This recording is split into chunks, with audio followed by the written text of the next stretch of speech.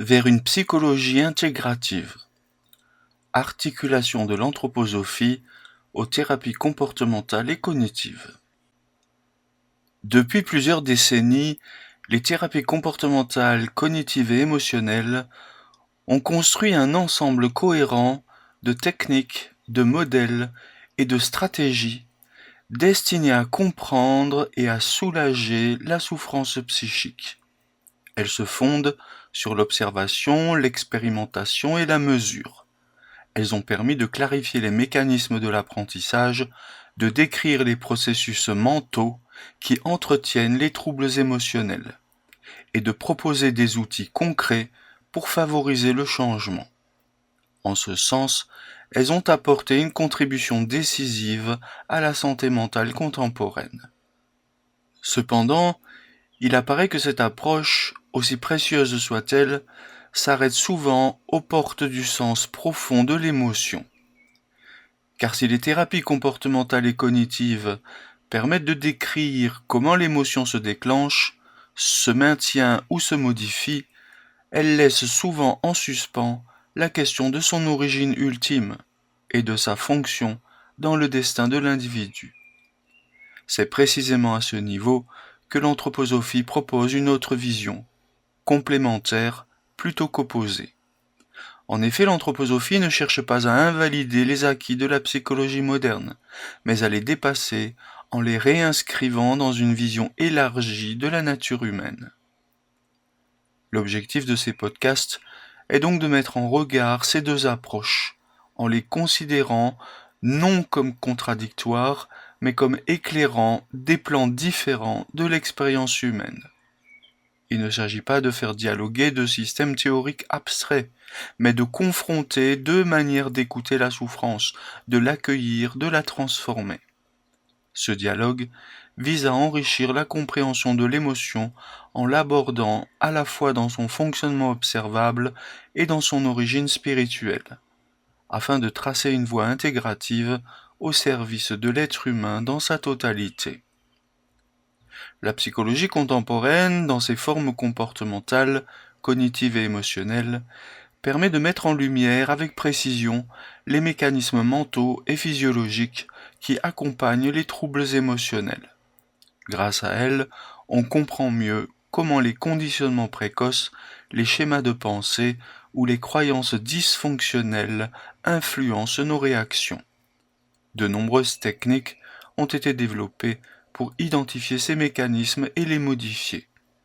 Restructuration cognitive, exposition graduée, thérapie de pleine conscience ou encore techniques de régulation émotionnelle. En effet, la psychologie actuelle repose sur une observation rigoureuse du comportement et de l'activité mentale. Elle apporte des outils thérapeutiques efficaces, notamment pour soulager les troubles anxieux, dépressifs ou traumatiques.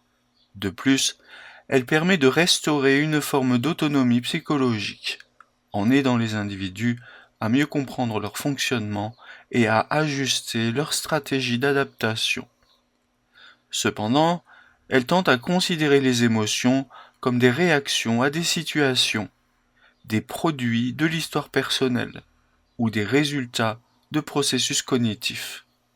Cela limite la portée de l'approche, en la cantonnant à ce qui est mesurable, observable, modifiable.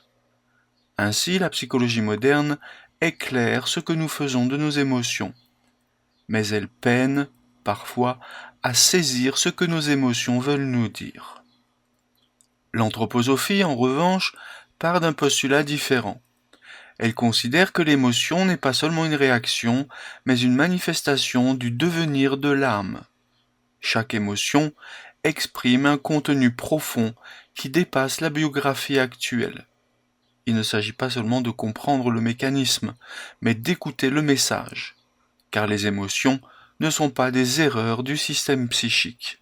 Elles sont les signes visibles d'un tissage invisible, où l'âme poursuit son évolution à travers les épreuves, les rencontres et les élans intérieurs. De ce point de vue, une émotion n'est jamais anodine. Elle est l'écho d'un vécu plus vaste, inscrit dans le temps de l'âme.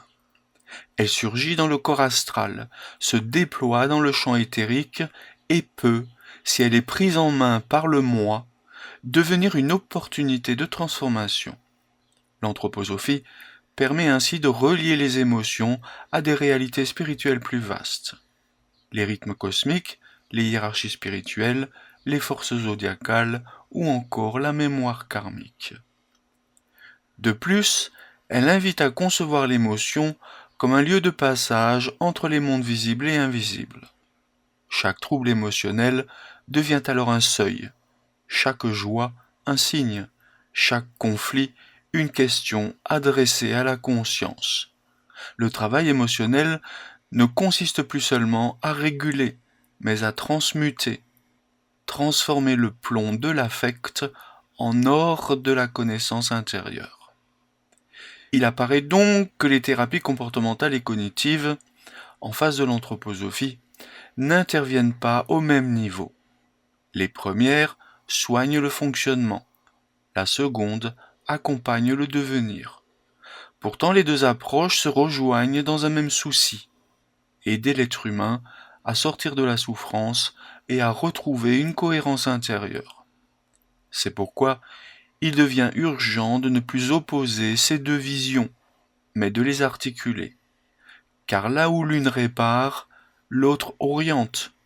Là où l'une corrige, l'autre révèle.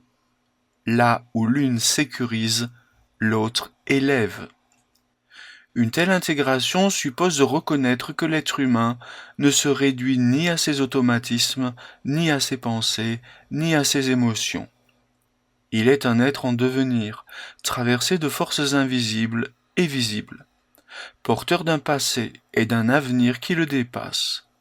Ces troubles ne sont pas des anomalies à effacer, mais des appels à la conscience. Ces émotions ne sont pas des accidents de parcours, mais des signaux du destin. La guérison dans ce contexte ne consiste pas seulement à faire disparaître un symptôme, mais à restaurer la continuité du sens dans la biographie d'un individu. C'est cette vision élargie, respectueuse à la fois des exigences de la science et des aspirations spirituelles de l'homme, que ces podcasts vont tenter d'explorer. En mettant en lumière les convergences possibles entre les thérapies comportementales, cognitives et émotionnelles et l'anthroposophie, nous allons chercher à poser les fondations d'une psychologie intégrale, capable de prendre soin de l'humain dans toutes ses dimensions, corporelle, psychique, affective et spirituelle.